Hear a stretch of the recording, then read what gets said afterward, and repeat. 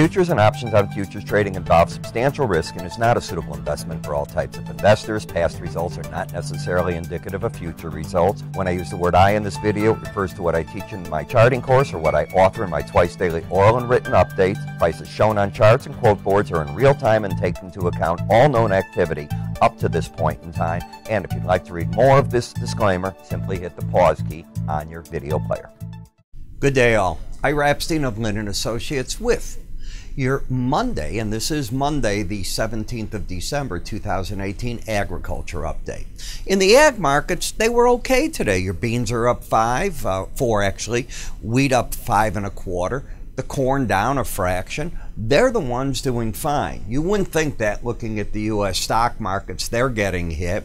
In the currency markets, if you're a currency follower, it's time to switch over to the March. December go off the board now. And I'm going to make a change probably today and get out of the January soybeans, soybean oil and meal and move over to the Marches. In the energy markets, time to move to the Feb contracts as well. So you always have to know when the market's moving, what the open interest is doing, and we're there at this point.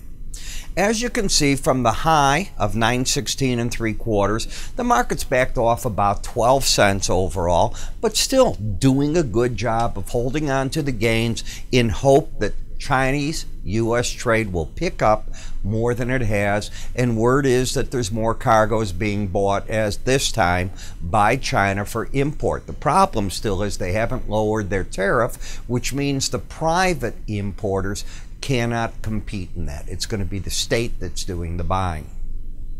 When we take a look at today's action, you can see it's pretty much an inside day. We've had a corrective move. The market's pausing right now.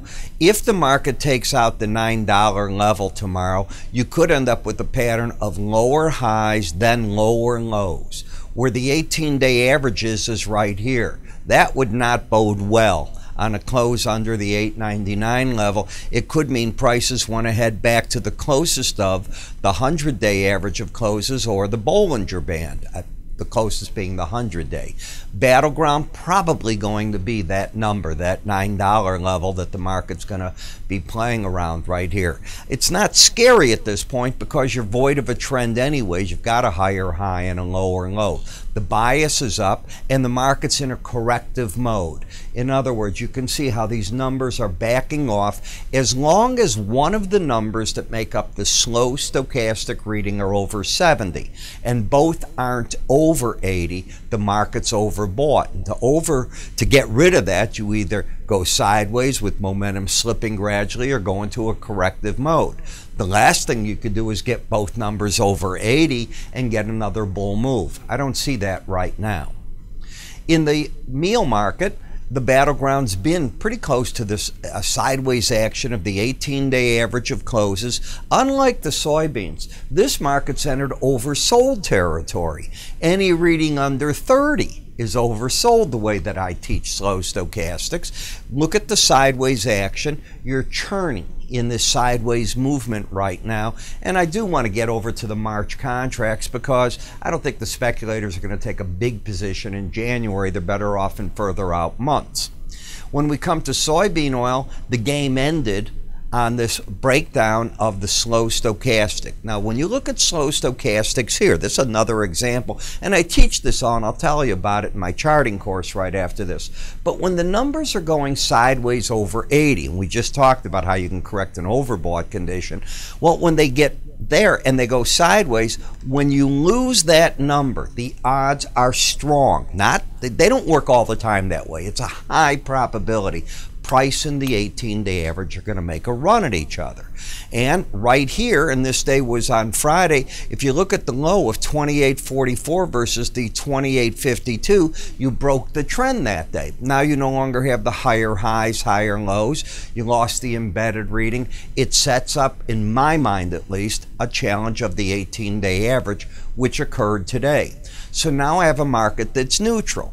It's trying to get out of being overbought. One of the numbers is still over 70, therefore it's overbought. That happens with sideways to lower action typically. Because it just came out of being embedded, the odds don't favor that's going to happen right away. So I'm looking for a liquidation phase. In the corn market, you have the embedded reading here, which tells me that the trade is still buying this market until it loses that. Now, this is the last full week of trading before we enter that Christmas period. And how much trade will you get this week becomes another issue you have to take into account. You know, the cycles go by. The shortest day of the year, December, 21st, is right around the corner. And then we're going to start getting X amount of seconds every day longer. Well, as you get into these markets at Christmas, in a market that's sideways, you got to ask, is there going to be a jump in that market, even with the embedded reading? In the wheat market, you are overbought at an upper Bollinger Band in an uptrend. If the market takes out 527 3/4, you break the uptrend and might want to go back to wherever that 18-day average is. Are we close to developing an embedded reading? In other words, both numbers over 80 for several days? No, just plain overbought in the market.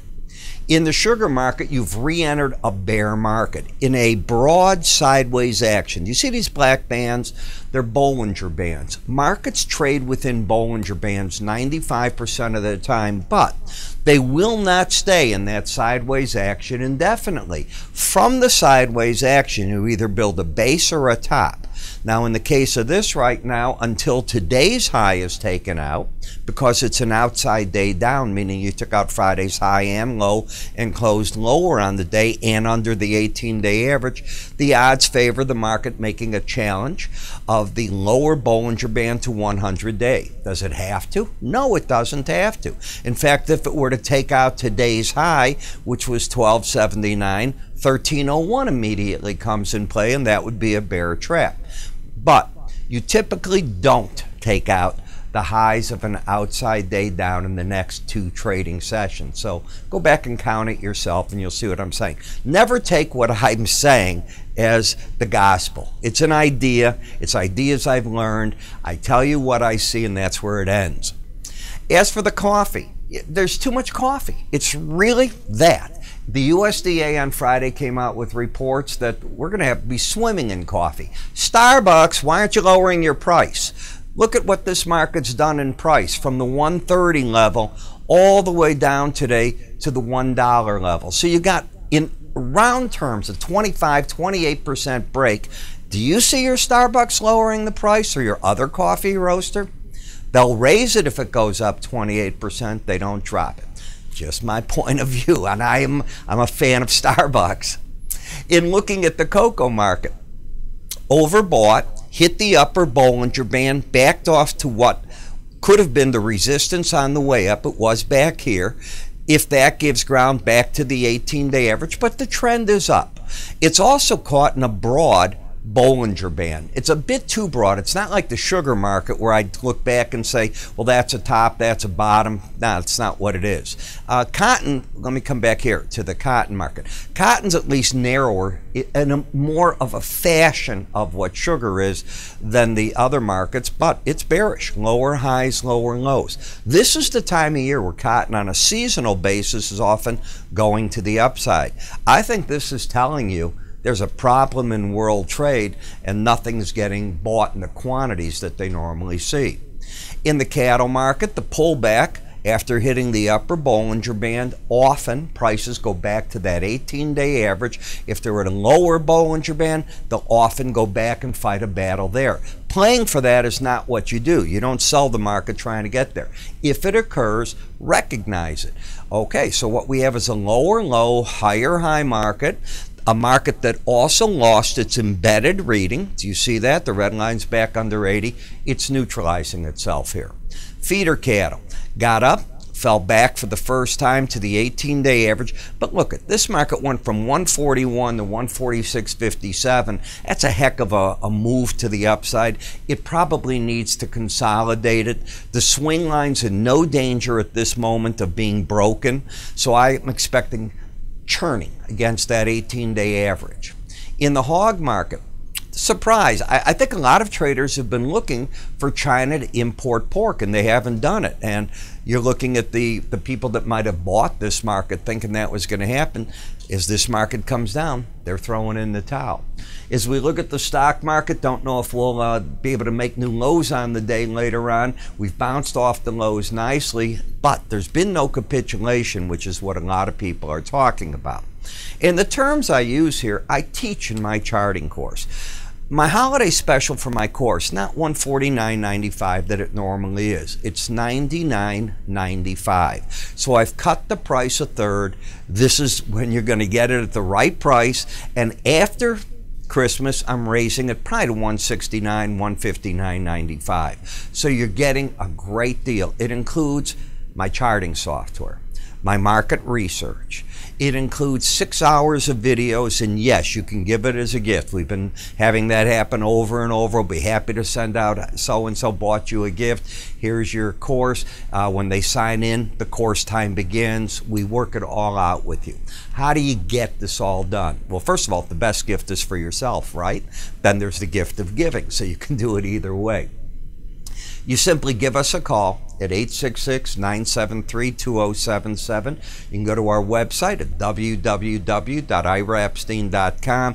Go under the word education. You'll see the charting course. You can click up here to get to our website as well. I'm Ira Epstein. You have a good day for this last full day of trading for quite a while. Not full day, but full week of trading for quite a while to come. Have a good one.